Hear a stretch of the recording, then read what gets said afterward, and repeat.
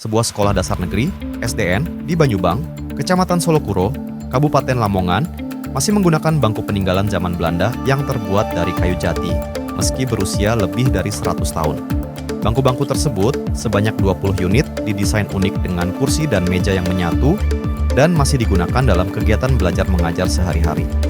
Menurut data yang tertulis di lemari peninggalan Belanda, bangku-bangku itu dibuat pada tahun 1918. Pihak sekolah merawat bangku bersejarah ini dengan baik, meski ada beberapa perbaikan kecil dilakukan. SDN Banyubang dulunya adalah sekolah rakyat yang hanya memiliki 3 kelas saat pertama didirikan dan berkembang menjadi sekolah induk pada tahun 1956. Iya. Kalau saya sendiri sih secara pribadi masih kurang jelas. Ya, masih kurang jelas. Artinya apa? Data-data itu sudah tidak ada. Dokumen-dokumen sudah tidak ada. Seperti dokumen pendirian waktu itu. Nah, jadi dokumen yang ada tinggal apa yang tertulis di daun pintu almari itu yang masih kita percayai di situ.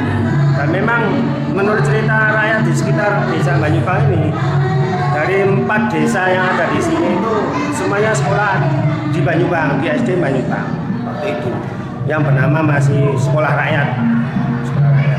Di tahun 1918 didirikan itu ada kelas 1 sampai kelas 3 mulai didirikan itu. Baru tahun 1956 sampai ada kelas 4, 5, dan 6 ceritanya.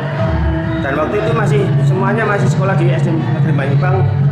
Barusan ada impres presiden, maka SD-SD di sekolah yang lain didirikan, itu disebut SD impres.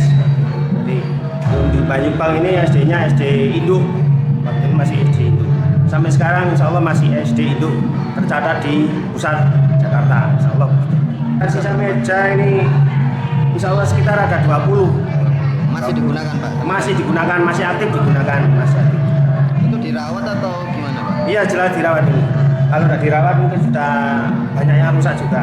Dari saya sendiri juga sudah berusaha untuk memperbaiki bagian-bagian yang katakan rusak, atau mungkin bagian-bagian yang sudah dirusak oleh siswa-siswa terdahulu, seperti guritan-guritan di atas meja. Itu sudah banyak yang saya tutup pakai plamir sehingga tampak halus kembali dan bisa digunakan untuk anak-anak